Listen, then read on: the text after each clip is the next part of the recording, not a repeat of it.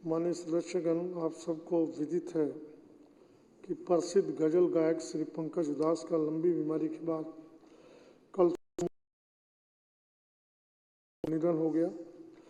वे 72 वर्ष के थे। उनका जन्म गुजरात के जैतपुर में 17 मई 1951 को हुआ था। जीवन के परिचय का ताज नहीं है। अपनी बेहतरीन आवाज़ के लिए उनको कई पुरस्कारों से सम्मानित किया गया।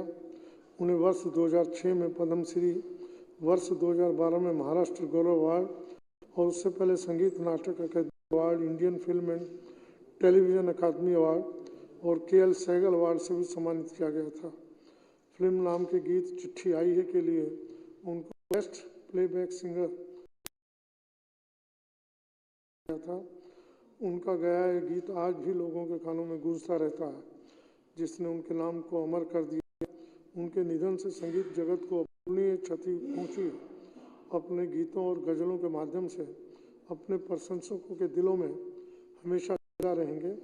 मैं अपनी ओर से तथा पूरे सदन की ओर से उन्हें हार्दिक श्रद्धांजलि देता हूं तथा ईश्वर से कामना करता हूं कि उनके परिजनों तथा समस्त देशवासियों को इस अपार कष्ट को सहन करने की शक्ति पर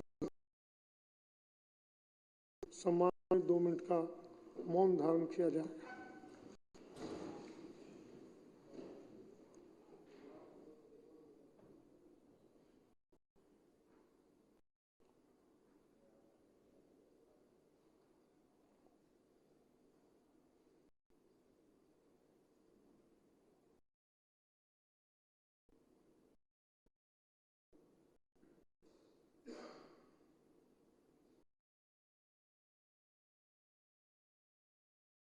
शांति शांति।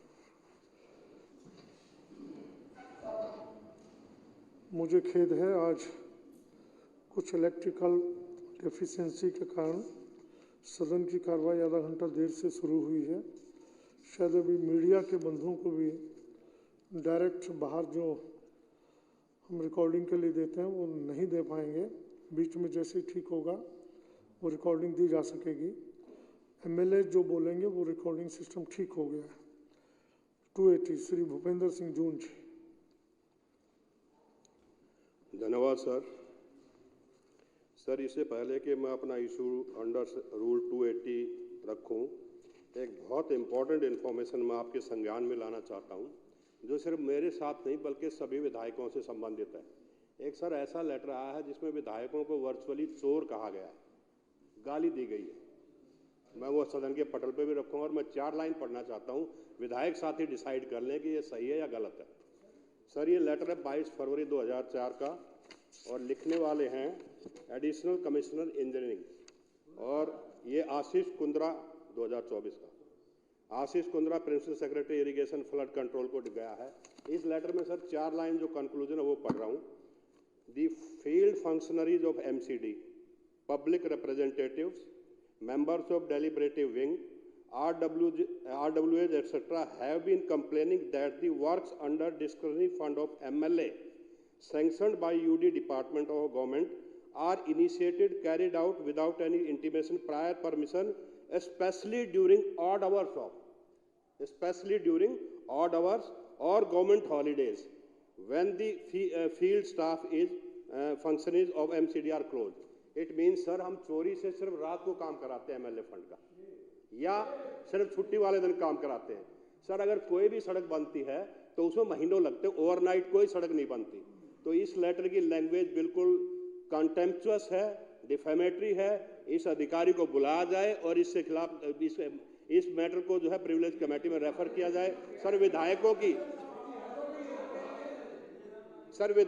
की इज्जत रखना आपके हाथ में है, इस सदन के हाथ में। अगर ऐसे विधायकों पे एलिगेशन लगाएंगे कि छुट्टी वाले दिन काम कराया जाता है, रात को कराया जाता है, ये बहुत दुर्भाग्यपूर्ण है और आप इसका संज्ञान लें और इनिशिएट करें एक्शन। मैं सर ये लेटर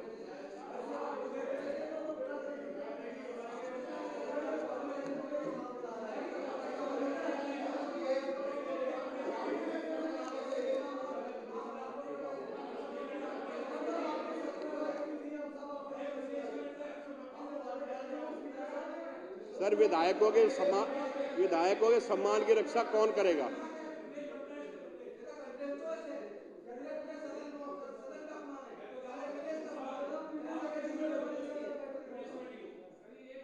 मैंने सर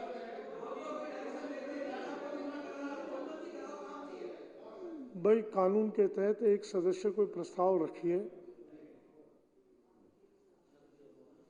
सर मैंने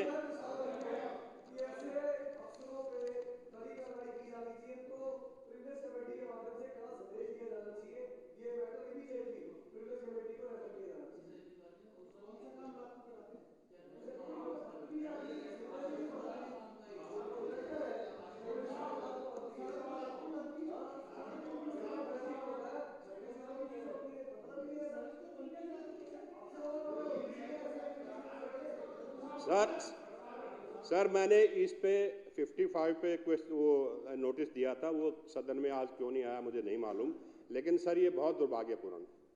इसका आप संज्ञान लें और जो उचित कार्रवाई हो सकती है उसके कीजिए प्लीज। ये सबके सम्मान की बात है। बोलिए मदन लाल जी क्या कह रहे हैं? है और हमने ये देखा है कि जब जब हमने कोई भी सड़क बनाने की कोशिश की है, रेजिडेंट्स को एक सजेशन होती है कि इसको आप रात के समय बनाएं जब सब लोग सो जाते हैं, लोग अपने दफ्तर से अपने कामों से लौट के अपने घर चले जाते हैं। ये सबसे उत्तम समय होता है कि रात के 11 बजे के बाद रोड बने और 6-7 बजे तक वो बनता रहे, जिससे सुबह जब लोग चलना शुरू करें तब तक वो सूख ले, क्योंकि दिन के समय इतनी मूवमेंट होती है सड़कों पर, खासकर गलियों में। ऐसे टाइम पे रोड बनाना बिल्कुल फिजिबल नहीं है। छुट्टी के दिन हमने ये देखा है कि ज्यादातर लोग अपने घर पे मौजूद होते हैं, चौकीदारी करते हैं और वो ये देखते हैं कि उस सड़क को बनने से कोई खराब ना करे। तो ये एक ऐसा काम है जो ज्यादातर छुट्टी के दिन और रात के समय ही होता है। दूसरी बात, जब कभी होता है हमने अपने यहाँ महसूस किया है कि इलाके का जेई अपने स्टाफ के साथ वहां मौजूद रहता है और एमएलए ऑफिसर लोग मौजूद। जिस तरह की ये डेरोगेटरी भाषा इस्तेमाल हुई है उससे ऐसा लगता है कि वो ये कह रहे हैं कि चोर हैं इसीलिए रात को छुप के काम करते हैं। सर ये बहुत ही दुर्भाग्यपूर्ण। क्या जाए, सुझाव दीजिए, अपना प्रस्ताव सर दीजिए। सुझाव ये है कि ऐसे ऑफिसर को प्रेस कमेटी में भेजा जाए इस मैटर को और वहां उनसे पूछा जाए कि आफ्टर ऑल ऐसी हिम्मत क्यों हुई है और वो कौन सी RWA हैं, वो कौन से लोग हैं जो ऐसी सजेशन दे रहे हैं। ये बिल्कुल कोई सजेशन नहीं देता, ये मनगढ़ंत है, काम को रोकने की एक नई साजिश है। मैं इस प्रस्ताव का समर्थन करता हूं और मैं चाहता हूं ये मामला प्रिविलेज को जाए, प्रिविलेज कमेटी को भेजा जाए। सदन इससे सहमत है तो हाँ कहें, जो इसके प्रस्ताव भेजा जाता है। अर्जेंट श्री भूपेंद्र सिंह जी जल्दी। MCD द्वारा लगातार इस तरीके के उलझुलूल चिट्ठियां भेजी जा रही हैं अलग अलग डिपार्टमेंट्स को, और मोटे तौर पे एज अ UD मिनिस्टर मैं समझता हूं कि सिर्फ काम रोकने के लिए MCD के अंदर कुछ लोग बदमाशी कर रहे हैं। अब तक मुझे 10 साल हो गए विधायक बने हुए, कभी MCD से इस तरीके की पत्राचार नहीं हो रहे थे। ये पत्राचार क्यों हो रहे हैं, इस मामले को प्रिविलेज कमेटी को दिया जाए। प्रिविलेज कमेटी को ये कहा जाए कि 15-20 दिन में रिपोर्ट दे। ऐसा नहीं है कि हम प्रिविलेज कमेटी में तो देते रहते, रिपोर्ट कोई नहीं आती है तो उसका कोई फायदा नहीं हो रहा है। तो उसके अंदर 15 दिन का टाइम बाउंड करें, आप रोज बुलाओ अधिकारियों को और उसके अंदर रिपोर्ट पेश करो। इसी सदन में ये बजट सेशन के अंदर वो रिपोर्ट आनी चाहिए, वरना हम कोई आचार संहिता के वक्त कोई ना इसको सुलझाएंगे। प्रिविलेज कमेटी के चेयरमैन कौन है? एक second, Kumar ji, Rajkumar ji, privilege committee के चेयरमैन कौन है? हाँ, सोमनाथ जी कितने दिन में रिपोर्ट देंगे? एक सेकंड भाई, दो मिनट रुक जाइए। सोमनाथ जी कितने दिन में रिपोर्ट देंगे? नहीं, 1 वीक टू लेट।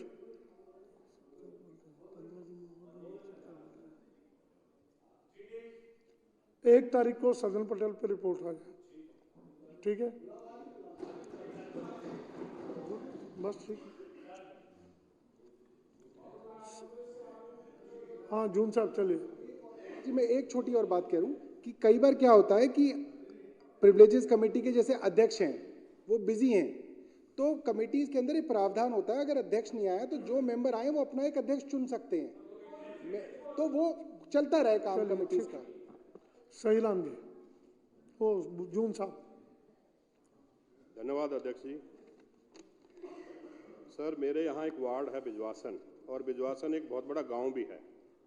ये गांव इसके बीचों बीच से नजफगढ़ कापासेड़ा सड़क गुजरती है और एक जो रेवाड़ी रेलवे लाइन है वो भी इसके बीचों बीच गुजरती है।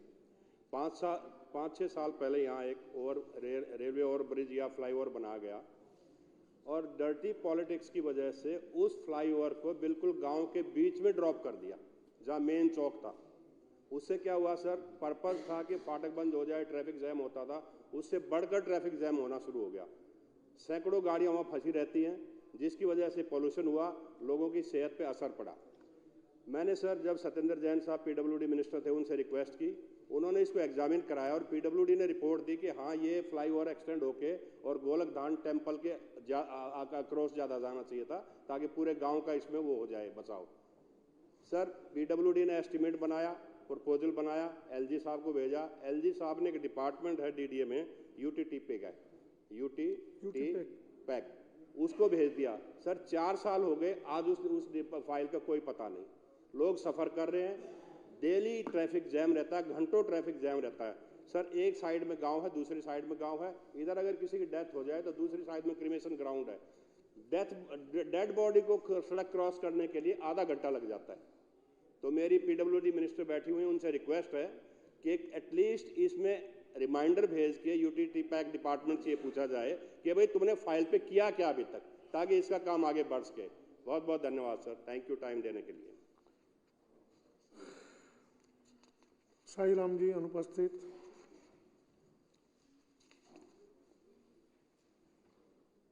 राजेंद्र पाल गौतम जी। धन्यवाद अध्यक्ष जी। माननीय अध्यक्ष महोदय, मैं आपका ध्यान अपनी विधानसभा क्षेत्र में कैप्टन जावेद अली मार्ग सुंदर नगरी, कैप्टन जावेद अली मार्ग रोड पर अवैध तरीके से पूरा का पूरा ट्रैफिक जाम करके वहाँ पुरानी गाड़ियाँ काटी जाती हैं और उसमें सैकड़ों लोगों का रोजगार जुड़ा हुआ है और उसे की वजह से पूरे उस क्षेत्र में जाम लगा रहता है। ओ पॉकेट सुंदर नगरी में भी गाड़ी काटी जा रही है, वहाँ भी अंदर पूरा जाम लगा रहता है, लोग आके हमसे शिकायत करते हैं। वहीं उसके पास में डीडीए का एक बड़ा ग्राउंड है के ब्लॉक के सामने सुंदर नगरी में, उस ग्राउंड में लगातार अवैध कब्जे हो रहे हैं। कई बार मैं अवैध कब्जे हटवा चुका हूं। एक तो मैं आपके माध्यम से निवेदन करता हूं कि उपराज्यपाल महोदय डीडीए से उस जमीन पर को जिस पे बार बार कब्जे हो रहे हैं उसको उन गाड़ी काटने वाले को अलॉट कर दें, लीज पे दे दें। वो लोग किराया देने को तैयार हैं तो कम से कम वहाँ रोड खाली हो जाएंगे, रोड पे अवैध कब्जे बंद हो जाएंगे और उन लोगों का रोजगार भी नहीं जाएगा और वो सुगमता से सरकार को पैसे रेवेन्यू देकर डीडीए को वहाँ पुरानी गाड़ियों को निस्तारण का काम अपना जारी रख पाएंगे और उनका रोजगार भी बचा रहेगा। और इसके साथ साथ नई सीमापुरी में रोड नंबर 70 पर सीमापुरी डिपो के पास पूरे रोड पर कूड़ा बिनने वाले लोग उस रोड को लगभग पूरी तरीके से बाधित किए हुए हैं, वहाँ कूड़ा बिनने का काम करते हैं। कई बार मैं वहाँ लगातार सीनियर ऑफिसर्स को लेके विजिट कर चुका हूँ, यहाँ तक कि मेयर साहब को भी लेके मैंने विजिट किया। और वहीं सुरक्षा नर्सिंग होम और कब्रिस्तान रोड नई सीमापुरी, वहाँ पे भी काफ़ी चौड़े रोड है लेकिन वो पूरे के पूरे रोड पे ही कूड़े बिनने का काम होता है। गाड़ी से निकलना तो दूर की बात है, लोग पैदल नहीं निकल सकते। तो मैं निवेदन करता हूँ आपके माध्यम से कि एमसीडी अपने वहाँ उनके खाली जगह है, वहाँ खाली जगह पर उनको कूड़ा निस्तारण के लिए, कूड़ा बिनने के काम करने के लिए उनको लीज पर ज़मीन दे दे, वो उसका किराया देने को तैयार हैं। और जखीरा पुल के पास एमसीडी ने एक चिंतन नाम के एक एनजीओ को एक बहुत बड़ी ज़मीन दी हुई है जहाँ कूड़ा निस्तारण का काम होता है, लेकिन मैंने वहाँ विजिट किया जाकर, वहाँ मशीनें हैं लेकिन मशीनें बंद है। कूड़ा निस्तारण का काम मशीन से होने की बजाय एमसीडी की फ्री में दी हुई ज़मीन का टोटल मिसयूज हो रहा है। सरकारी अस्पतालों से पूरा का पूरा जो भी वेस्ट है, चाहे वो सीरिंज हो या प्लास्टिक के या दूसरे चीज़ें हों, वो उनको फ्री में दी जाती हैं, लेकिन वहाँ उसका निस्तारण प्रॉपर करने की बजाय सारा उन कूड़े उठाने वाले लोगों को ही वो करोड़ों रुपए में बेच देते हैं। यानी जो फ़ायदा होना चाहिए एमसीडी को, वो एमसीडी को फ़ायदा नहीं हो रहा।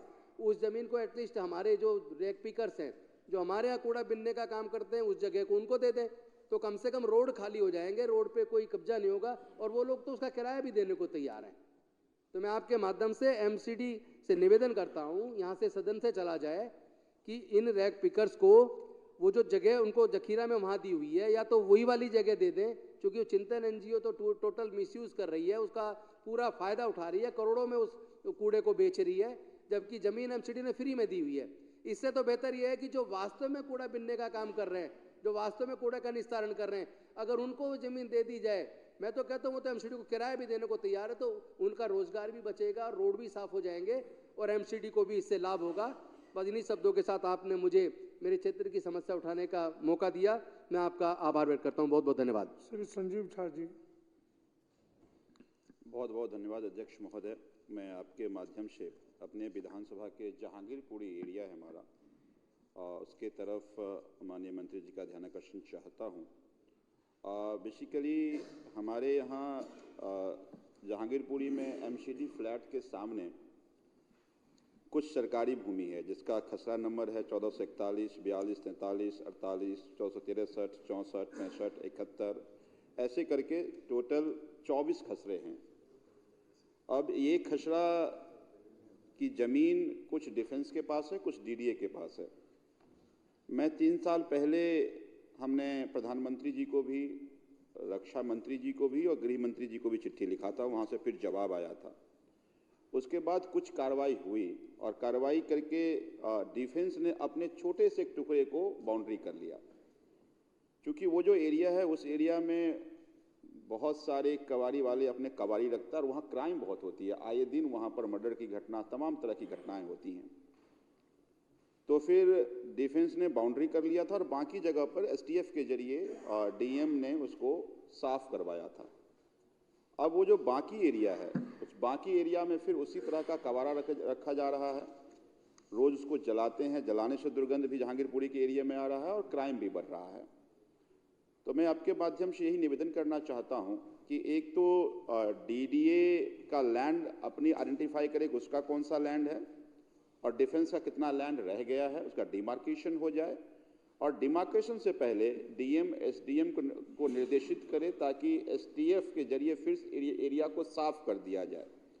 मैंने ये भी निवेदन किया था, क्योंकि पूरे जहांगीरपुरी में कहीं कोई शमशान की भूमि नहीं है, तो मैं लगातार डीडीए को इस मार्फत हम कॉरस्पॉन्डेंस कर रहे थे कि ये जो ज़मीन है ये जहांगीरपुरी के लिए शमशान के लिए दे दिया जाए ताकि शमशान का निर्माण वहाँ हो जाए। तो मैं यही आज आपके संज्ञान में और आपके जरिए माननीय मंत्री जी को निवेदन कर रहा हूँ कि डीएम को निर्देशित करें ताकि कम से कम पहले वो खाली करा लिया जाए, फिर डीडीए उसको बाउंड्री कर ले। धन्यवाद। श्री सुरेंद्र कुमार जी। माननीय अध्यक्ष जी, आपने 280 बोलने का आदेश किया, आपके लिए धन्यवाद। माननीय अध्यक्ष जी, मैं आपका ध्यान अपनी विधानसभा क्षेत्र गोकलपुर की तरफ मुडोली मुख्य मार्ग के हर्ष विहार की तरफ दिलाना चाहता हूँ। ये जो मुख्य मार्ग है ये मुडोली गांव को भी जाता है, हर्ष विहार को भी जाता है, बैंक कॉलोनी को भी जाता है, मुडोली एक्सटेंशन को भी जाता है। करीब 2.5 लाख लोग इस क्षेत्र में इधर से आना जाना है।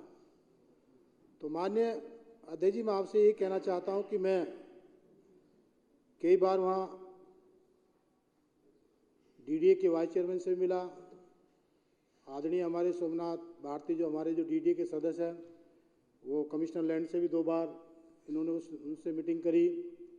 उसके बाद एलजी से भी इस बारे में मिला कि भाई ये करीब 150 गज करीब जगह है, ये हमें रास्ते में दे दो, क्योंकि वो ज़मीन ग्रीन बेल्ट की डीडीए की है।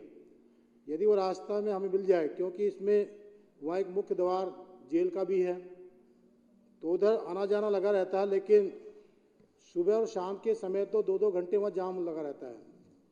कई बार कोई दुर्घटना भी हो जाती है तो वहाँ पेशेंट वहाँ 2-2 घंटे खड़े होने के लिए मजबूर हो जाता है। तो आपसे मेरा कहने का तात्पर्य माननीय अध्यक्ष जी कि दिल्ली विकास प्राधिकरण को 60 मीटर लंबा रास्ता बनाने के लिए आग्रह किया गया है। इस संबंध में दिल्ली के विकास प्राधिकरण को हमारे माननीय सदस्य सोमनाथ भारती के द्वारा भी मिलकर आग्रह किया गया है। डीडीए के आयुक्त भूमि लैंड से विकास प्राधिकरण उपाध्यक्ष वर्तमान उपराज्यपाल महोदय से भी मीटिंग भूमि प्राधिकरण के लिए आग्रह किया गया है। माननीय अध्यक्ष जी, मैं सदन के माध्यम से आपसे आग्रह करता हूं कि आप सदन के माध्यम दिल्ली के उपराज्यपाल महोदय को दिल्ली विकास प्राधिकरण के वाइस चेयरमैन को आवश्यक निर्देश जारी करें, जिससे कि डीडीए की ज़मीन उस क्षेत्र के लोगों को रास्ते के लिए मिल जाए, जिससे कि वहां पर लगने वाले जाम से निजात मिले। आपसे मैं ये निवेदन करना चाहता हूं कि डीडीए तो ऐसे ज़मीन देता नहीं, लेकिन तो छोटा सा एक रास्ता है, उस रास्ते को यदि दे दे तो कम से कम वहाँ जो जाम इंडस्ट्री के भी लोग वहाँ से निकल आते हैं शॉर्ट रास्ते को देखते हुए। तो माननीय अध्यक्ष जी, आप डीडीए को आदेश करेंगे, और मैं सदन का भी इस तरफ ध्यान दिलाना चाहता हूँ कि इस तरफ वो ध्यान देकर डीडीए के वाइस चेयरमैन को आदेश करें, जिससे कि ये समस्या निजात मिल सके। आपने बोलने का आदेश किया, उसके लिए धन्यवाद। प्रमिला टोकस। धन्यवाद अध्यक्ष जी। अध्यक्ष जी, मेरी RK-पुरम विधानसभा में एक मोहल्ला क्लिनिक बनवाने के लिए नेहरू एकता कैंप RK-पुरम सेक्टर 7 के बस्ती विकास केंद्र 2 को चुना गया था। सारी उसमें सर्वे हो गया, सब कुछ हो गया। स्वास्थ्य विभाग ने डूसिब से जिसकी NOC जून 2023 में मांगी थी, इसमें 8 महीने से अधिक समय हो गया, परंतु डूसिब ने अभी तक NOC नहीं दी है। मैं माननीय मंत्री जी का ध्यान दिलाना चाहूँगी कि डूसिब से जल्द इसकी मंजूरी दिलाई जाए, ताकि यहाँ मोहल्ला क्लिनिक का काम शुरू हो सके। और यहाँ पर काफ़ी कैंप है, झुग्गी झोपड़ियाँ हैं, Nehru Ekta camp, Ekta Vihar, Indira market camp, JP camp, Ambedkar बस्ती, कुष्ठ रोगी colony, Malai Mandir camp, Sonia Gandhi camp,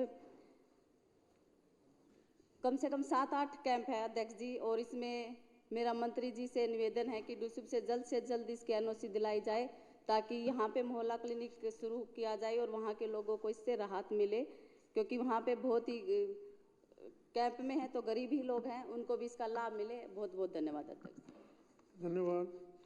Ajay Dutt.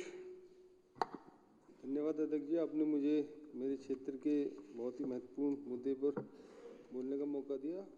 अध्यक्ष जी, मेरे क्षेत्र अम्बेडकर नगर में पिछले 2 साल से नए मोहल्ला क्लिनिक खुलने पर काफ़ी कार्य चल रहा था। 10 नई साइटों को देख के फाइनलाइज करके अप्रूव करके कर दिया गया आज से करीबन 6 महीने पहले। और मंत्री साहब जो पहले हेल्थ मिनिस्टर थे, उन्होंने और सौरभ भारद्वाज जी ने भी एक मीटिंग की, और उस डिपार्टमेंट के साथ उन्होंने आदेश भी दिए कि भी ये मोहल्ला क्लिनिक खुलने चाहिए, क्योंकि अम्बेडकर नगर में भी मोहल्ला क्लिनिक की संख्या बहुत कम है। और उसके बावजूद ये मोहल्ला क्लिनिक नहीं खुले, जिसकी वजह से बहुत सारे क्षेत्र के लोग, उनके अंदर ये रोष भी है कि भाई आप मोहल्ला क्लिनिक और ज़्यादा क्यों नहीं खोल रहे। अम्बेडकर नगर, JJR और झुग्गी झोपड़ी बस्तियां भी बहुत सारी हैं, उनको सुविधा मिलनी चाहिए। और माननीय अरविंद केजरीवाल जी ने, हमारे CM साहब ने पूरी दिल्ली के अंदर मोहल्ला क्लिनिक खुलाने के लिए काफ़ी सारे कार्य किए हैं। सौरभ भारद्वाज जी के साथ 2 बार मीटिंग हुई इस विषय में, और उन्होंने बहुत मजबूती से विभाग को भी कहा, लेकिन मुझे समझ नहीं आ रहा कि स्वास्थ्य विभाग के लोग अम्बेडकर नगर में मोहल्ला क्लिनिक क्यों नहीं खोलने चाहते हैं, जबकि उन्हें सारी साइटें मिल चुकी है। और मेरा आपसे अनुरोध है कि आप विभाग को आदेश दें कि जितने भी मोहल्ला क्लिनिक की साइट अप्रूव हो चुकी है, उनको तुरंत प्रभाव से खोलना शुरू करें। और अध्यक्ष जी, इसके साथ ही मैं एक चीज़ और यहाँ पर कहना चाहूँगा कि अम्बेडकर नगर में माननीय मुख्यमंत्री अरविंद केजरीवाल जी के अथक प्रयास से 600 बेड का हॉस्पिटल खुल गया है, और इस 600 बेड के हॉस्पिटल के अंदर कुछ सुविधाएं भी शुरू की हैं, जिसमें जच्चा बच्चा के लिए और डिलीवरी के लिए महिलाओं के लिए बहुत अच्छी सुविधा शुरू की गई है। मैंने इस सदन में पहले भी रखा था, वहाँ भी क्योंकि 600 बेड का हॉस्पिटल है तो बहुत थोड़ी सी ही अभी हम सुविधा दे पा रहे हैं, और मेरे ख्याल से उसको और बढ़ाना चाहिए। आपके माध्यम से मैं माननीय स्वास्थ्य मंत्री जी से ये कहना चाहूँगा, उनसे पहले भी मेरी इस विषय में बात हुई थी, उन्होंने कहा था कि इसको आगे बढ़ाएं, तो इस पूरे हॉस्पिटल को चलाया जाए, जिससे कि आसपास पूरी साउथ दिल्ली के लोगों को इसकी सुविधा मिले और अम्बेडकर नगर के लोगों को ये सुविधा मिले। इसमें एक महत्वपूर्ण जो चीज़ें हम काफ़ी समय से डिस्कस कर रहे हैं, मैंने स्वास्थ्य मंत्री जी के साथ भी डिस्कस की थी, उन्होंने विभाग को बुला के कहा था कि अम्बेडकर नगर में जो अजय दत्त जी, इसमें केवल विषय मोहल्ला नहीं, मेरी बात सुन लीजिए एक बार। इसमें केवल मोहल्ला क्लिनिक का विषय है, हॉस्पिटल का विषय कहीं नहीं। आप जो बोल रहे हैं वो डिस्कस नहीं हो पाए। हॉस्पिटल के लिए एक लाइन भी आपने कहीं डाली नहीं है। अध्यक्ष जी वो पीछे पेपर में था, शायद वो आया नहीं इसमें। चलिए तो कोई बात नहीं, मैं फिर भी अपनी बात रख रहा हूँ। अभी समय दूसरा लगाइए, हॉस्पिटल के लिए दूसरा लगाइए। एक सेकंड में खत्म कर रहा हूँ। तो अध्यक्ष जी वो अस्पताल के अंदर महिलाओं के लिए डिलीवरी की जो सुविधा कर दी गई है, लेकिन वहाँ पर अभी ओटी नहीं है, और ओटी ना होने के कारण अगर कोई ऐसा केस जो सीरियस केस वहाँ आ जाता है, अगर कोई उसकी वजह से प्रॉब्लम क्रिएट होती है तो उसको या तो सफदरजंग रेफर किया जाता है या किसी और हॉस्पिटल में। तो मैं आपके माध्यम से इतना कहना चाहता हूँ भाई इसके लिए दोबारा भी समय है, 280 कल के लिए लगा दीजिए। ठीक है अध्यक्ष जी, बस मैं खत्म कर रहा हूँ। आप विभाग को इतना आदेश कीजिए कि वहाँ पर महिलाओं के लिए डिलीवरी के समय में ओटी की भी सुविधा करें। धन्यवाद।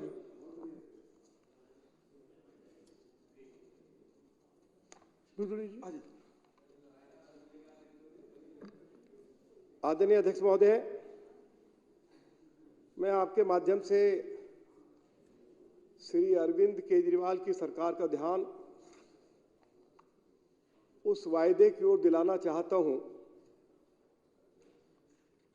जिसमें सरकार ने 2022 के बजट में दिल्ली वासियों से वायदा किया था कि उनकी सरकार अगले 5 सालों में 20 लाख लोगों को रोजगार देगी। दिल्ली सरकार ने वर्ष 2022 में बजट को ही रोजगार बजट का नाम दिया था। आदरणीय अध्यक्ष जी, दिल्ली सरकार ने पूरे दिल्ली में 10 मेले भी लगाए,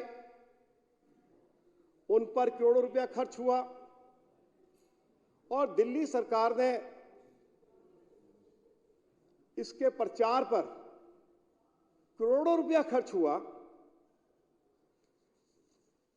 दिल्ली सरकार ने 2015, 2017, 2018 और 2019 में भी बड़े बड़े मेले आयोजित किए, इन पर भी करोड़ों रुपया खर्च हुआ। दिल्ली के जो बड़े बड़े स्टेडियम्स हैं उनमें ये मेले आयोजित किए गए, सरकार की ओर से करोड़ों रुपया खर्च किया गया। मैंने जब दिल्ली सरकार से ये जानना चाहा और मुझे दिल्ली सरकार के श्रम विभाग ने लिखित जानकारी दी है कि उनके पास कोई ऐसा रिकॉर्ड ही नहीं है कि पिछले 2 सालों में कितने लोगों को रोजगार दिया गया है। आदरणीय अध्यक्ष जी, सरकार के वायदे के मुताबिक कि 20 लाख लोगों को 5 साल में रोजगार दिया जाएगा, तो 2022, 2023, 2024 में कम से कम 8 लाख लोगों को रोजगार मिलना चाहिए था।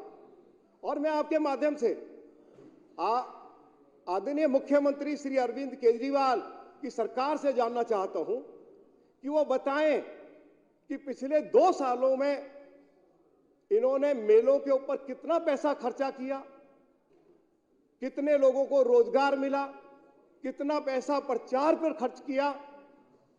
ये सदन में ये जानकारी मैं आपके माध्यम से दिल्ली के माननीय मुख्यमंत्री जी से चाहता हूं। धन्यवाद। बहुत बहुत धन्यवाद अध्यक्ष जी।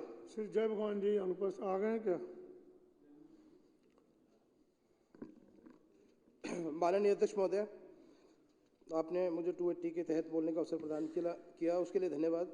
अध्यक्ष महोदय, मैं आपका ध्यान बवाना विधानसभा के अलग अलग क्षेत्रों में ले जाना चाहता हूं।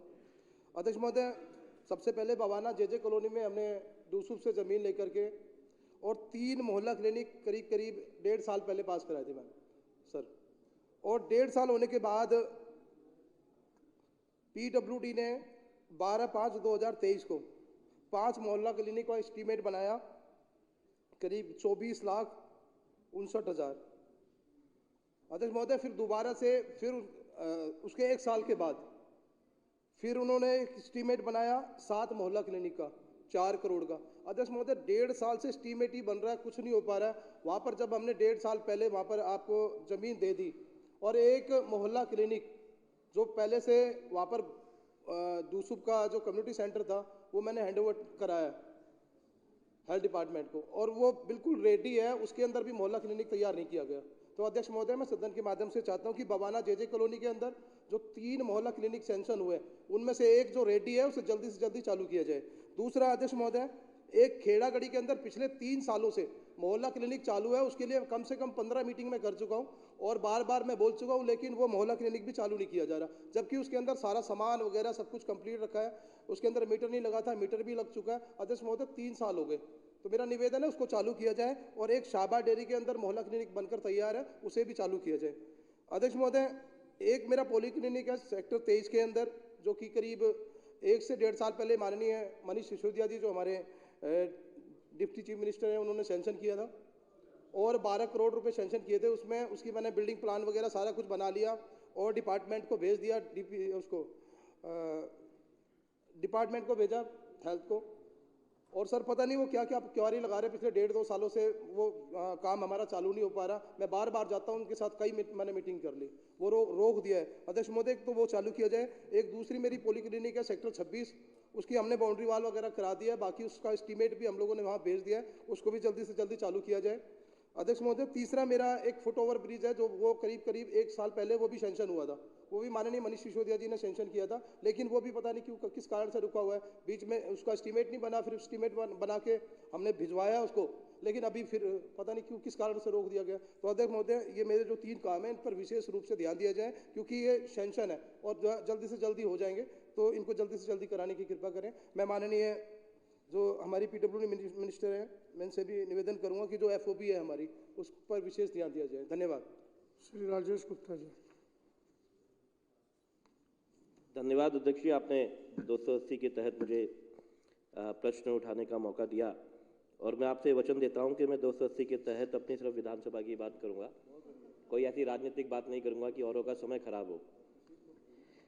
अध्यक्ष जी, मैंने कल भी एक बात रखी थी कि किस तरीके से अरविंद केजरीवाल जी और उनकी कैबिनेट, सारे विधायक मिलकर कोशिश करते हैं कि पंक्ति में खड़े हुए अंतिम व्यक्ति तक वो लाभ पहुंच सके, क्योंकि वो वोट इसीलिए देता है बड़ी उम्मीद के साथ में कि जब मैं सरकार बना रहा हूं या बदल रहा हूं तो वो सरकार मेरे लिए कुछ करेगी।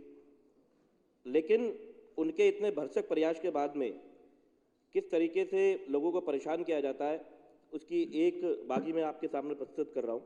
कल मैंने लेबर कार्ड की बात करी, आज मैं आपको पेंशन के बारे में बात करता हूँ कि जो दिल्ली सरकार विधवा पेंशन देती है, इसके अलावा जो विधवा की बेटी की शादी में जो सहायता देती है 30,000 रुपये की, और लाडली योजना, इन सब के लिए पैसे देती है, और इन सबको हमने काफ़ी बढ़ाया भी है और आगे बढ़ाने का प्रपोजल भी LG साहब के पास है।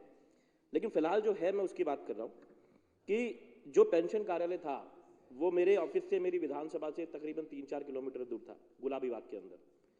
वजीरपुर के लोग वहाँ जाते थे, तो क्योंकि ज़्यादातर जो लोग इस योजना का फ़ायदा लेने की कोशिश करते हैं वो महिलाएं ही होती हैं, क्योंकि विधवा महिला है, अपनी बेटी की शादी के लिए पैसे मांग रही है, तो ऑब्वियसली वो महिला होगी। बुजुर्ग होती हैं, ज़्यादातर कम पढ़ी लिखी होती हैं और गरीब होती हैं। वहाँ से बैटरी रिक्शा करके चली जाती थी, किसी तरह अपना काम करा लेती थी, हम मदद कर देते थे। अब इन्होंने उस कार्यालय को 15 किलोमीटर दूर करवा दिया है, मंगोलपुरी विधानसभा में भेज दिया। कोई सीधी बस मेरी विधानसभा से वहाँ जाती नहीं, बैटरी रिक्शा वहाँ जा नहीं सकता, गाड़ी उनके पास है नहीं, 2 व्हीलर उनके पास में है नहीं। अब 400-500 रुपये एक चक्कर के लगने लगे उनके साथ में। जो कागज़ हम गुलाबी बाग में देते थे और उनकी पेंशन लग जाती थी, लाडली योजना का फ़ायदा मिल जाता था, बेटी की शादी में पैसे मिल जाते थे, उसको 5-5 बार उन्हीं कागज़ों को वो बार बार कैंसिल कर देते हैं, बार बार कहते हैं ठीक नहीं है, बार बार कहते हैं बदल के लाओ। छोटी सी फोटो के ऊपर लाइन आ गई, जैसे आपने चंडीगढ़ का चुनाव देखा था ना, लकीर आ गई, इसको निरस्त कर दो, ऐसे तंग करना है। अब क्या सुप्रीम कोर्ट जाए हम उसके लिए? वो विधवा कहाँ से क्या करेगी बेचारी, कहाँ शिकायत करेगी? तो ये बहुत ज़बरदस्त परेशानी वजीरपुर विधानसभा को हो रही है। मैं आपके माध्यम से एक निवेदन करता हूँ। वैसे तो सर मैं बार बार आपसे एक बात कहता हूँ कि मुझे ऐसा लगता है कि मैं यहाँ पे सिर्फ गाल बजाने के लिए आया हुआ हूँ। एक भी अधिकारी वहाँ नहीं है, एक सिंगल अधिकारी वहाँ पर नहीं बैठा हुआ। अब मैं तो ये चाहता हूँ कि इसमें, क्योंकि विदोड़ी जी ने कहा था हमारा साथ देंगे, सर एक प्रिविलेज मोशन आपकी तरफ से आना चाहिए कि अधिकारी अगर नहीं आ रहे तो इनको प्रिविलेज में हम बुला लें।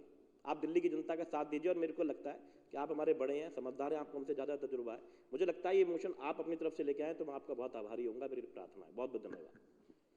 श्री प्रवीण कुमार जी अनुपस्थित। भावना गौड़ जी।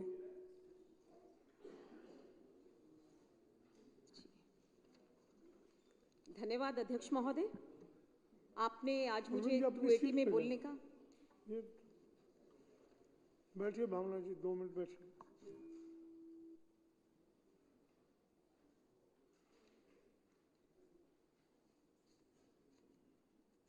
भाई माननीय सदस्यगण ये ध्यान रखें कि अपनी सीट पर बैठे। बोलते वक्त तो बिल्कुल सुनिश्चित कर लें कि मुझे अपनी सीट पे ही होना है। धन्यवाद अध्यक्ष जी। अध्यक्ष जी, आज जो मैं समस्या उठाने जा रहा हूँ ये युवा साथियों की बहुत गंभीर समस्या है। और कुछ दिन पहले जो दिल्ली सरकार द्वारा डीटीसी की बसों में जो बस मार्शल लगाए गए थे, इन बस मार्शल को उठा के जो है। प्रवीण जी, ये विषय नहीं है आपका, विषय है सहकारी बैंक। ये वाला लगाया था अध्यक्ष जी? बिल्कुल नहीं, सहकारी बैंक आपके हाथ का लिखा हुआ है। अच्छा, कॉपी नहीं है, मैं दे देता हूँ। अच्छा, एक बार दे दीजिए फिर। कॉपी दीजिए इनको।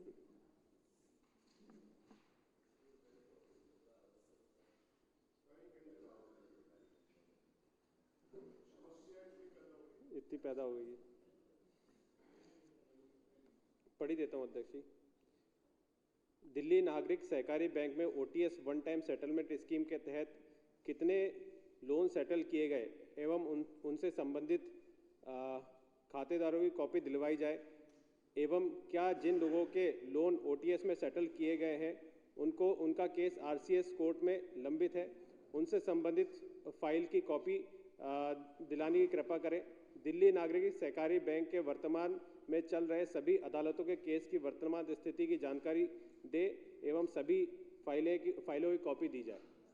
अध्यक्ष जी, ये सहकारी दिल्ली नागरिक सहकारी बैंक में बहुत बड़ा एक इशू चल रहा है जिसमें वन टाइम सेटलमेंट स्कीम के तहत कई सारे लोगों के जो है जो लोन है वो माफ़ कर दिए गए, लेकिन आज तक जो है उनकी डिटेल नहीं दी गई कि किन लोगों के जो है वो ऋण माफ़ हुए। और ये बहुत बड़ा स्कैम जो है वो दिल्ली नागरिक सहकारी बैंक में चल रहा है। और मैं सदन पटल पे कई बार जो है इसके प्रश्न भी उठा चुका हूँ। कई बार जो है इस मुद्दे को जो है वो प्रश्न के माध्यम से भी क्वेश्चन आवर में उठा चुका हूँ, लेकिन आज तक जो है उसका ना कोई जवाब आया, और जवाब भी आता है तो गुमराह करने वाला जवाब आता है अध्यक्ष महोदय। तो अध्यक्ष महोदय, मैं चाहता हूँ कि ये जो डिटेल मांगी गई है मैंने, ये सारी डिटेल जो है वो प्रोवाइड करी जाए आपके माध्यम से। बहुत बहुत धन्यवाद अध्यक्ष जी। भावना जी। अध्यक्ष महोदय, आपने 280 में मुझे बोलने का मौका दिया। अध्यक्ष महोदय, मेरी अपनी विधानसभा पालम में डेवलपमेंट के बहुत सारे काम चल रहे हैं। कहीं डीएसआईडीसी विभाग द्वारा नाले और रोड बनाए जा रहे हैं, तो कहीं एमसीडी द्वारा रोडों का निर्माण किया जा रहा है। अध्यक्ष महोदय, मेरे क्षेत्र में आईजीएल द्वारा गैस की पाइपलाइन भी डाली जा रही है, लेकिन अत्यंत तकलीफ की बात है कि इस विभाग के अधिकारी हमारी विधानसभा में अपनी मनमर्जी के अनुसार कार्य कर रहे हैं।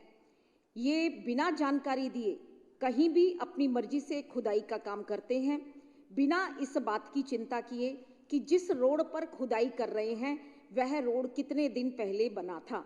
अध्यक्ष महोदय, आईजीएल अधिकारियों द्वारा जिस कार्य प्रणाली को अपनाया जा रहा है वह सबको बहुत निराश करने वाली है। जनता भी इससे बहुत खिन्न है और दिल्ली सरकार द्वारा किए जाने वाले कार्यों को भी सीधा सीधा नुकसान पहुंच रहा है। अध्यक्ष महोदय, कोई भी सरकारी काम एक निश्चित नियम के अंतर्गत रह करके किए जाते हैं।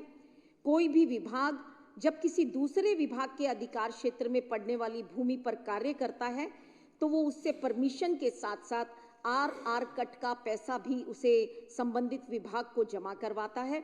पर अध्यक्ष महोदय, आईजीएल के अधिकारी इन सब नियमों को ताक पर रखकर अपनी मनमर्जी से किसी भी सड़क को खोदकर कार्य कर रहे हैं। अध्यक्ष महोदय, पालम विधानसभा में ही नहीं अपितु यह विभाग पूरी दिल्ली में सीधा सीधा नियमों की अनदेखी कर रहा है। आपसे निवेदन है, आप स्वयं इस विषय पर संज्ञान लें। धन्यवाद।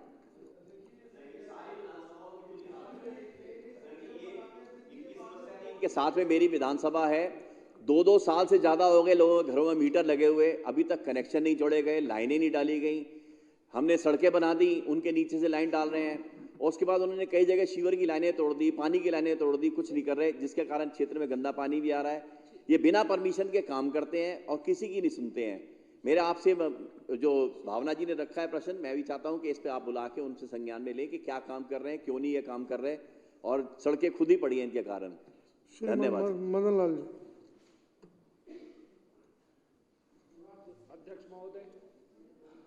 अध्यक्ष महोदय, मेरे यहाँ कोटला मुबारकपुर क्षेत्र में अमृत नगर एक कॉलोनी है जो प्योरली रेजिडेंशियल कॉलोनी है, और इसमें प्रॉपर्टी नंबर 75-76 में जेप्टो नामक एक कंपनी ने ऑनलाइन ट्रेडिंग का काम शुरू कर रखा है, जिसमें घरेलू सामान की बिक्री वो ऑनलाइन करवाते हैं। यहाँ ऐसे सामान स्टोर किए जाते हैं जो ज़्यादा इनफ्लेमेबल हैं। अध्यक्ष महोदय, डिजास्टर दो तरह के हैं, एक नेचुरल है और एक मैन मेड है। नेचुरल में चाहे बाढ़ आती हो, भूकंप आता हो, सुनामी आती हो, पर कहीं कहीं चूंकि नेचुरल पे हमारा कंट्रोल नहीं है, तो हमारी ऐसी कोशिश रहती है कि मैन मेड डिजास्टर कभी ना हो। ऐसा ही एक डिजास्टर बड़ा हमें मुंडका में देखने को मिला, जो 13 मई 2022 को हुआ। वहाँ एक बिल्डिंग में, चूंकि बिल्डिंग का फायर सेफ्टी आकलन नहीं हुआ था, परमिसिबल प्रॉपर्टी नहीं थी, इसलिए वहाँ फायर की ट्रेजेडी में 27 लोग मरे और 12 बुरी तरह घायल हुए।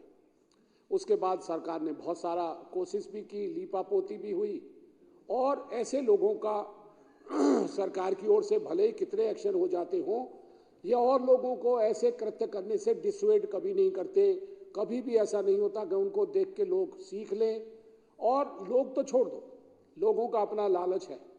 ऐसी ट्रेजेडीज को देखने के बाद सरकारी एजेंसीज जो इनके लिए जिम्मेवार हैं, चाहे वो दिल्ली सरकार का डिजास्टर मैनेजमेंट हो, वो कब जागता है? जब ट्रेजेडी हो जाती है। ट्रेजेडी होने से पहले कहीं ट्रेजेडी हो सकती हो, उसका निवारण वो करने की कोशिश नहीं करते। ट्रेजेडी होती है, मैं सर उसी पे आ रहा हूँ, ट्रेजेडी होती है तो उसके बाद उनका डिपार्टमेंट कंपनसेशन देने का काम शुरू कर देता है। एमसीडी जिसकी जिम्मेवारी है कानून को लागू कराने की, वो लोग केवल नोटिस देते हैं और उसके अलावा उनका कोई काम नहीं, सेटिंग हो जाती है और वो प्रॉपर्टी वही काम कर सकती है। और यही हाल दिल्ली सरकार के एक और डिपार्टमेंट, फायर डिपार्टमेंट का है। फायर से एनओसी नहीं मिलती, पर चूंकि ऐसी प्रॉपर्टी में ऐसे बिजनेस चलते रहते हैं, इसलिए फायर डिपार्टमेंट का काम भी चलता रहता है। 2 साल पहले मैंने अपने क्षेत्र के डीसी जो दिल्ली सरकार के हैं, उनके दफ्तर में इस प्रॉपर्टी की कंप्लेंट की कि इसमें आउटग्रेस का कहीं भी प्रोग्राम नहीं है। अगर बिल्डिंग में एक बार घुस जाओ, जहां इनफ्लेमेबल सामान है, घी है, तेल है, बोरी है, कपड़े हैं, सब तरह का सामान है, प्लास्टिक है, ऐसे में कभी भी आग लग के ये बहुत बड़ी ट्रेजेडी को आमंत्रित कर सकता है। 2 साल पहले डीसी ने अपना पल्ला झाड़ दिया, चिट्ठी लिख के एमसीडी को कि एमसीडी इसको देखे, क्योंकि हमारे पास इंफ्रास्ट्रक्चर नहीं है। और एमसीडी ने क्या किया? सर, एमसीडी को जब मैंने कंप्लेंट की तो 20/4/2023 को एमसीडी को कंप्लेंट की, कमिश्नर को, और फायर के चीफ फायर ऑफिसर को करी। एक चिट्ठी दोबारा 1 मई 2023 को चीफ फायर ऑफिसर को दी, 16/5/23 को फिर डीसी एमसीडी को दी, चिट्ठी मिला, उनसे बातचीत हुई, और इतनी मशक्कत करने के बाद 2 साल होने के बावजूद अंत में जब बहुत ज़्यादा उनके दफ्तर में मैंने आना जाना शुरू किया तो 16 जून 2023, लगभग पौना साल हो गया, वहाँ के जेई ने अपने ऑफिसर्स को लिखा कि इस प्रॉपर्टी को, ये बिल्डिंग बायलॉज का वायलेशन है, सुप्रीम कोर्ट की गाइडलाइंस का वायलेशन है, ये प्रॉपर्टी रेजिडेंशियल है, कॉमर्शियल एस्टेब्लिशमेंट नहीं चल सकता, ये बहुत बड़ा ट्रेजेडी हो सकती है। तो अल्टीमेटली 16/6/23 के बाद 13 जुलाई 2023, अब से लगभग 6.5 महीने पहले, डीसी ने एक चिट्ठी लिखी ऑक्यूपायर को, ओनर को, कि आप इसको विदिन 48 आवर्स बंद कर दो, नहीं तो ये प्रॉपर्टी सील कर दी जाएगी। आज 6.5 महीने गुजर गए, 48 घंटे का नोटिस देने के बावजूद क्योंकि केवल ये करप्शन का मामला है, केवल ये जानबूझकर आंख मीचने का मामला है। आज दिन तक उस प्रॉपर्टी को कोई भी एक्शन नहीं लिया गया। ये बहुत ही शर्म की बात है। मैं अभी पीछे 3 दिन पहले डीसी से मिला, वहां डीसी ने मुझे फिर कहा कि 1 हफ्ते में हम आपको जवाब देंगे। आफ्टर ऑल ये क्या जवाब देंगे जब 48 घंटे का इन्होंने नोटिस दे रखा है 13 जुलाई को, तो अब तक वो प्रॉपर्टी या तो खाली नहीं हो गई या खाली नहीं हो रही है तो सील हो जानी चाहिए। सुप्रीम कोर्ट का सीधा सीधा आदेश है। और मैं तो कहता हूं सर, मुंडका जैसी ट्रेजेडी अगर हो गई, वहां 23 लोग मरे थे, 27 लोग मरे, 12 घायल हुए। ये ट्रेजेडी दिल्ली में लगभग रोकने की जरूरत है, क्योंकि बहुत सारे एस्टेब्लिशमेंट ऐसे ही बिना परमिशन, बिना फायर अप्रूवल के ये लगातार जारी हैं। लिहाजा मैं आपके माध्यम से ये आशा करता हूं कि ये एस्टेब्लिशमेंट तुरंत बंद होगा, और अगर बंद नहीं होता तो सील होगा। आपका बहुत बहुत धन्यवाद। श्री महेंद्र गोयल जी। धन्यवाद अध्यक्ष जी, जो आपने मुझे बोलने का मौका दिया। अध्यक्ष जी, इस समय में दिल्ली के अंदर चारों तरफ त्राही त्राही मची हुई है, अफसरशाही मची हुई है। मैं लॉरेंस रोड पे स्थित एक फैक्ट्री थी, उसके बारे में बात कर रहा हूं। चाइल्ड लेबर के हक में हम भी नहीं है कि कोई अपनी फैक्ट्रियों के अंदर कोई चाइल्ड लेबर रखे, लेकिन जहां पर 20-20, 30-30, 40-40 आदमी या 15 आदमी काम करते हैं, वो ठेकेदारों के तहत काम करते हैं। हो सकता है कि उसमें उम्र भी किसी की कम होती होगी। उम्र कम है, आप उसको ले गए, फैक्ट्री को सील कर दी। उसका प्रावधान एक है कि उस बच्चे के लिए एक निश्चित राशि होती है जिसको वो जमा करवाया जाता है। फैक्ट्री वाले ने पूछ के अपनी गलती मानते हुए, ठेकेदार की गलती मानते हुए, उन्होंने कहा भाई कितने पैसे भरने हैं। उन्होंने जितने पैसे बोले उन्होंने उतने पैसे जमा करवा दिए। उसके बावजूद रिश्वतखोरी का बाजार इतना गर्म है, मेरी खुद की बातचीत करने के बावजूद भी मैंने लेबर इंस्पेक्टर से ही बात की, मैंने एसडीएम साहब से ही बात की। एसडीएम साहब ने बहुत कोऑपरेट करा, इस बात में कोई दो राय नहीं है। लेकिन लेबर इंस्पेक्टर ने, कमिश्नर ने, वहां पर बैठे अधिकारियों ने जिस प्रकार का रवैया अपनाया, यदि चाइल्ड लेबर को अंदर किया है, एफआईआर तो उसी दिन होनी चाहिए। एफआईआर की कॉपी शनिवार तक भी वहां पर नहीं पहुंची। वो पैसे डीडी जमा करवा दिया, जो मैं आपके पास के अंदर भी भेज देता हूं। जमा तक भी नहीं किया, बोला अभी हमारे पास एफआईआर की कॉपी नहीं आई है। फैक्ट्री वालों का कसूर है क्या? तो इस प्रकार का मैं माननीय मंत्री जी को आप आदेश दें, इस केस की इस प्रकार की जांच करें।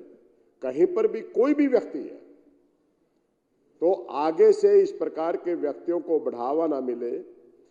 और मैं पूरी ईमानदारी के साथ में कह रहा हूं, कल जब रिश्वत के तौर पे उन अधिकारियों को पैसे दे दिए गए तो डीसील हो गई, अदरवाइज वो फैक्ट्री डीसील नहीं होती। महेंद्र जी, मैं डिस्टर्ब कर रहा हूँ, इसमें ना फैक्ट्री नंबर है ना एरिया नंबर है, कहाँ ये घटना हुई है।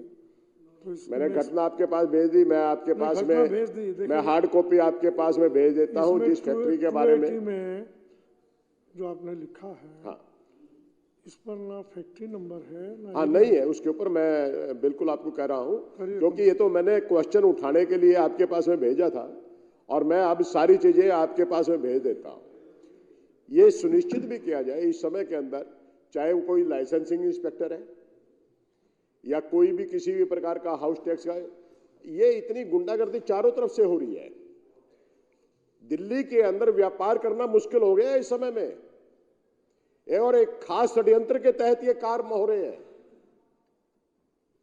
तो पूरे के पूरे सदन को इसके ऊपर संज्ञान लेते हुए एक अधिकारियों की, आला अधिकारियों की आप और मंत्रियों की मीटिंग बुला के उसमें सुनिश्चित करें कि इस प्रकार से एरिया के अंदर आदमियों को मत भेजें जिस प्रकार से कि लोग त्राई त्राई करें। धन्यवाद। जय हिंद, जो आपने मुझे बोलने का मौका दिया। अखिलेश त्रिपाठी जी अनुपस्थित। विशेष रवि जी। धन्यवाद अध्यक्ष जी। अध्यक्ष जी, समाज कल्याण विभाग की तरफ से दिल्ली में एक योजना है, उसमें जो दलित समाज के महापुरुष हैं, संत महात्मा हैं, उनकी जयंती पे एक अनुदान जो है वो क्षेत्र में लोगों को दिया जाता है। SC/ST विभाग की तरफ से लोग उसमें अप्लाई करते हैं और डिपार्टमेंट जो है उसके अंदर लोगों की एप्लीकेशन की स्क्रूटनी करता है और उसके बाद जो है उनको जिन लोगों को सिलेक्ट किया जाता है उनको अनुदान दिया जाता है। उस अनुदान के अंदर क्षेत्र में लोग जो हैं जयंती के मौके पर, जैसे अभी 24 तारीख को श्री गुरु रविदास जी की जयंती थी, तो उसके लिए भी जो है बहुत सारे लोगों ने अप्लाई किया था और लोग जो है वेट करते रहे कि 24 से पहले जो है वो विभाग की तरफ से जो है उनकी ग्रांट आएगी, उनको जो है टेंट वाले का फ़ोन आएगा जो वहाँ पर इलाके में उनको जयंती के मौके पे सेलिब्रेशन करना है, उस जयंती को मनाना है, उसके लिए व्यवस्था करनी होगी। लेकिन लोग बाट देखते रह गए, लोग वेट करते रह गए, लेकिन किसी भी टेंट वाले का या किसी एजेंसी वाले का लोगों के पास फ़ोन नहीं आया। जब 24 तारीख निकल गई तो उसके बाद जब हमने पता करने की कोशिश करी तो ये पता लगा कि इस बार जो टेंडर हुआ उसके अंदर कोई आदमी नहीं आया टेंडर के अंदर। और जब ये कारण पता करने की कोशिश की कि भाई क्यों नहीं आया, तो ये बताया गया पिछली बारी जो जयंती थी, जैसे पिछली बारी भी दिक्कत आई थी, पिछला जो जयंती थी वो महर्षि वाल्मीकि जी की थी, तो उस जयंती के दौरान भी आखिर तक, शायद आखिरी दिन जो है लोगों के पास फ़ोन आया कि भाई आप जो है यहाँ कार्यक्रम कर लीजिए। और जब आखिर में फ़ोन आया तो कुछ लोग कर पाए, कुछ लोग नहीं कर पाए। इस बार ना करने का कारण ये बताया गया कि टेंडर में कोई बंदा नहीं आया और उसका कारण ये रहा कि पिछले वाले जो टेंट वाला था जिसने काम किया उसकी पेमेंट नहीं हुई अभी तक, तो किसी की पेमेंट, लास्ट कार्यक्रम की पेमेंट नहीं हुई, इसलिए इस बार विभाग के टेंडर में जो है कोई भी बिडर नहीं आया। तो मैं ये मुद्दा चाहता हूँ उठाना आपके समक्ष कि इसमें माननीय मंत्री जी और विभाग जो है संज्ञान ले कि ऐसा ना हो, क्योंकि जितनी भी जयंती कार्यक्रम होते हैं हमारे दलित समाज के जो महापुरुष हैं, संत महात्मा हैं, लोगों की आस्थाएं उससे जुड़ी हुई हैं और हर साल जो है जब ये कार्यक्रम आते हैं तो लोग जो हैं वो बड़े उत्साह से जो है इस योजना का लाभ उठाने के लिए प्रतीक्षा करते हैं।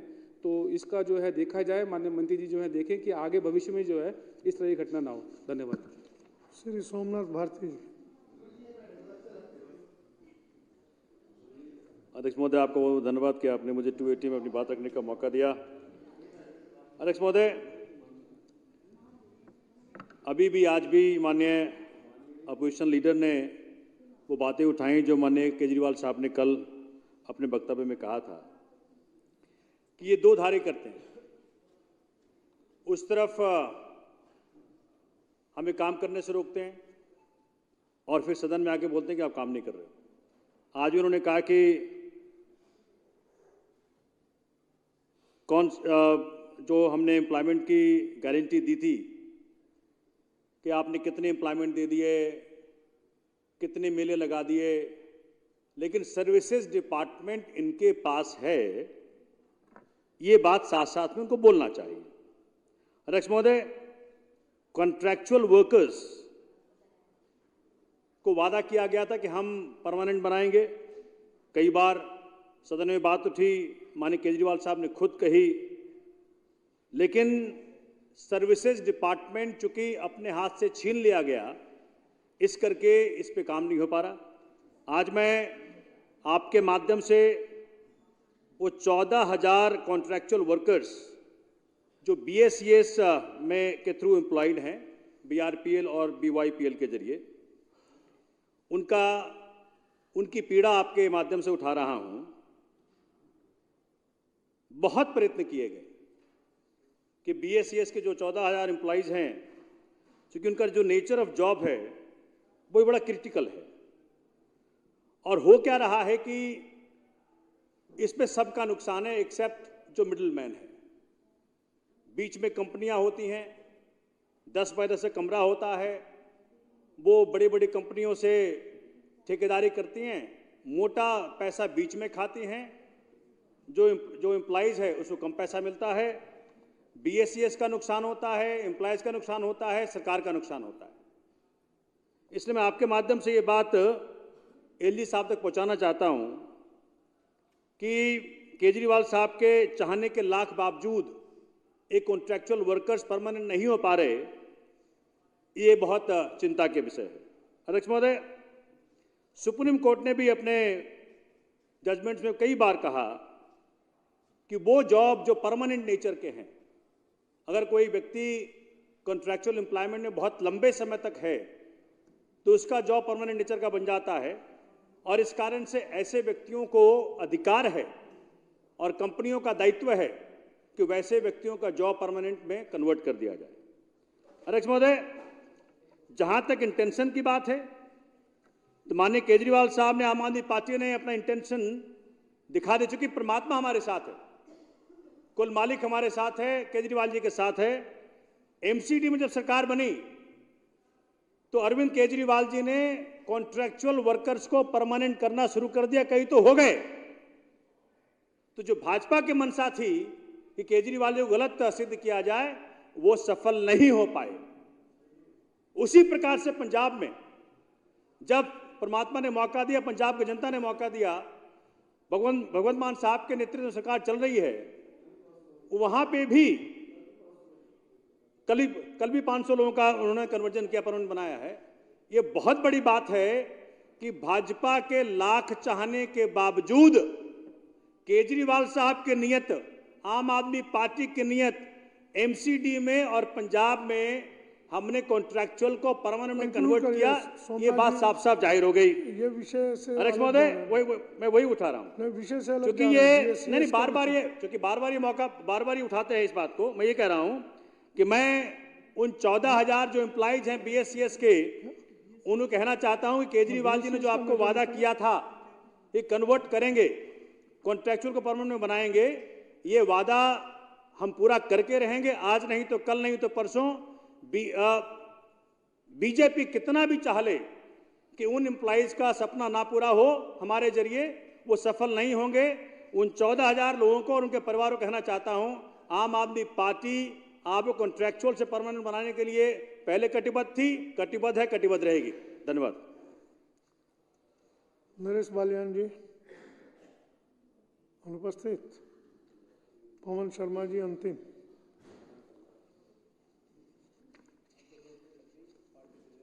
धन्यवाद अध्यक्ष महोदय। अध्यक्ष महोदय, मैं आपका ध्यान आदर्श नगर विधानसभा की मजलिस पार्क कॉलोनी की तरफ दिलवाना चाहता हूं। अध्यक्ष महोदय, ये प्रश्न मैं पहले भी 2 बार लगा चुका हूं। अध्यक्ष महोदय, हमारी PWD की लैंड है जो मेट्रो को लीज पर दी हुई है और उसके बीच से नाला गुजर रहा है। वो नाले में ब्लॉकेज है, उसका लेवल ऊंचा है, तो मजलिस पार्क कॉलोनी में पानी भर जाता है। जरा सी भी अगर बारिश आती है तो लोगों के जो है बेड, सोफे, फ्रिज पानी में डूब जाते हैं और बहुत नुकसान होता है। और पिछले लगभग 3 साल से मैं प्रयास कर रहा हूं इसके लिए।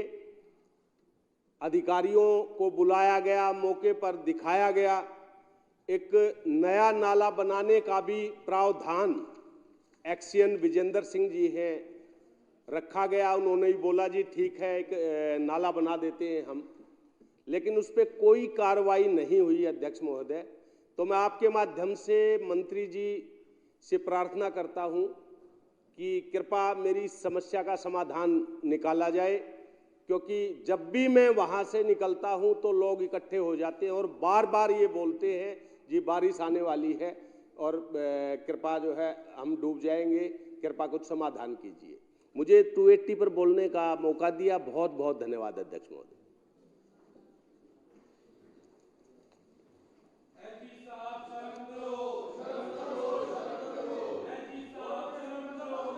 कुलदीप जी वेल में मत आइए प्लीज। जर्नैल जी वेल में मत आइए। मेरी माननीय सदस्यों से प्रार्थना है, वेल में ना आए, वेल में ना आए।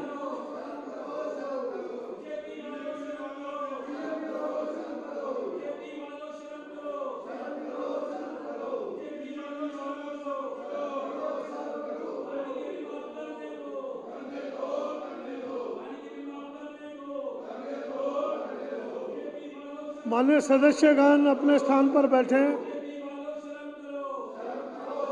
माननीय सदस्यगणों से प्रार्थना, अपने स्थान पर बैठे।